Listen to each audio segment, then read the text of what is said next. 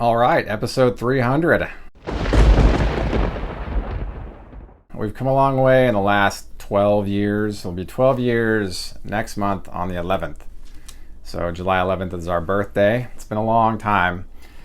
So I figured this would be a good opportunity to cover some internal updates on the site, on kind of what we've been up to, what I've been up to with Radicards, and just wanted to talk about it for a little bit because we've had some new developments over the last year and just some things that I've been doing. I just wanted to kind of bring you up to speed on things.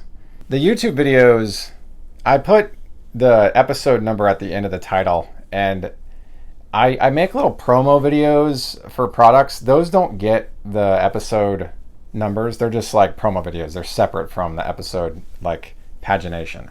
And so this is episode 300, but I've recorded I put there's like admin videos in there too that are not part of the numbering system.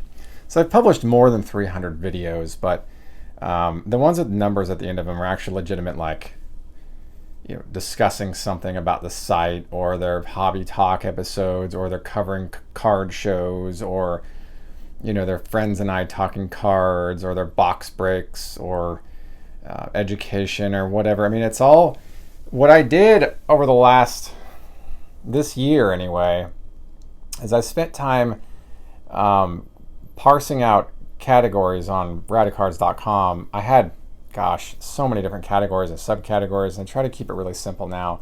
So what I've done is I've taken out most of the subs, except for baseball. The sports have cards, memorabilia, and there's one other subcategory, news, just for like the sport itself. But in baseball, what I did was for cards, I broke it down by decade or era. It's just better curation for the content. That way, you always know when I publish something, kind of what era it's from, and you can go and click on that era and see everything I've talked about in that block of time. It's by decade. There's like a block of years that are just like more than a decade. I just felt that was a better use of organization on the site, because I had subcategories and subcategories over the years. I just been building out these different types of content, and after a while it becomes kind of cumbersome and confusing how things are organized, and I try to keep it simple as I've gotten more mature with like the site itself has grown. I've wanted to keep things more simple than leave off the bells and whistles, and I don't, if it's not necessary to have this category, then leave it off and put whatever that is in something that already exists. Very picky about that stuff to make sure the site is smooth, runs as it should, and it's organized easily to understand. The logic, it makes sense, right? That's the thing, is logic has to make sense. Something else I did is I went through and added tags into all the blog posts to make sure that the content is like, okay, all the content about George Brett has a George Brett tag, like that kind of thing. I went through and did that. I also went through and made sure that YouTube videos had the correct embed format. That took some time. The blog has seen a real, like what I did this year is I call it a comprehensive SEO audit. I did a comprehensive SEO audit in 19. I did one in 2021 to include content that would show up in Google or on my site as like the little summary of the blog posts. Those are called excerpts. I added excerpts into all the different blog posts. That took time because I had already had, at that time it was almost 800 articles. Now I have well over 800 articles on the site. Yeah, that needed to happen. So that took a lot of time, the excerpts thing. I took out the slider on the header some time ago.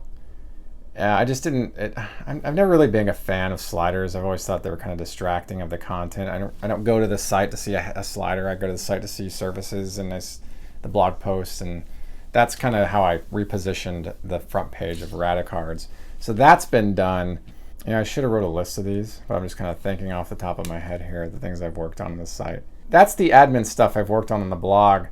In terms of content production, I published all kinds of interesting content, a lot of card show reviews, set reviews, individual like insert set reviews, errors, and my normal thing. And I do the top 10 lists at the end of the year. I do like a general, and then the Frank Thomas top 10 list video. You might have seen these in the past. I started doing those in 2016. Those are really fun to make. In 2017 and 18, I was actually creating like these top 10 lists. You might remember they were like 10 cards for certain categories, like rookie, vintage, 90s insert, things like that. And I did that for a couple different sports. After a while, I got really into it for like 8 months, and I got burned out on it because it's just so much work. It's not easy to create those. Those were just a lot of work. So I sunsetted that, at least for the time being. But I now have a tag. If you type in top 10 on the blog, you'll see all those and the top 10 stuff I did for like at the end of the year, the videos that I do for Frank Thomas and for General. Those are tagged with that tag as well. That way it's not a category anymore, it's a tag, which means you can still access it. You just have to kind of search for it. So again, it's just my way of keeping things simple, still organized in a very orderly fashion. But it's the way it's chronicled now is just, I think, it's just a better, just more simple format. So I wanted to bring that up. That was stuff I wanted to cover. So we finally launched our own line of top loaders. This is what they look like. It's a pack of 25, your standard top pack of 35 point. So these are carry your standard 20 point cards. So these are your normal standard 35 point top loaders. So this is what would fit in our fitted top loader bags. There's like our really popular SKU that we have. So if you bought those, you get these, and you're good. Everybody uses top loaders. This is the same stuff. We don't use the word top loader. It's not a word we can use on our packs, but we call them loaders. And so if you want to get these, you can get them at our store, store.radicards.com, or you can click on the header on the website at radicards.com and go straight to the store that way. If you've been to our store before, you've seen our listings.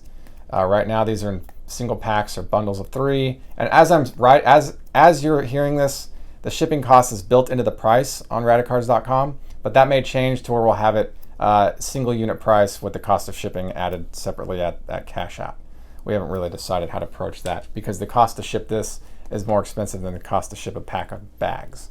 And this is our own brand, so I hope you like them. It's our branded pink and our branded gray. I hope you enjoy that. I love the color pink, and that's why it's it's in our style guide as one of the colors. So I'm really proud of these. These are great. This was like a 6-month project. I designed the box myself. I'm really proud of that. I think it looks great. I'm real happy with the way it turned out. But yeah, cool stuff. You can grab our loaders on our website, our store. Definitely get a pack of those when you can. So we're in the process of updating the paper inserts for the packs of bags that we have. So it's going to look a more official presentation. So when you order from us and you get a pack, it'll look like more something you get at like a retail store. So that is kind of what's causing the delay for us to restock a lot of some of our SKUs. So we have some back orders. Just if you've ordered something that's back ordered, thank you for your patience. It will be processed just as soon as we have stock. It will be processed. So thank you for your patience. But I think you really like the paper inserts, and the SKUs will be restocking. And over time, they'll all get updated that way. So I wanted to touch on that. Our auction site has been redesigned with some new software. So when I built that site in 2019, late 2019, I think is when I built that. Yeah. The software I was using, I didn't love, but it was the best I could find that would work with what I needed. And the like box area where the featured image would go wasn't a balanced square. It was like a rectangle.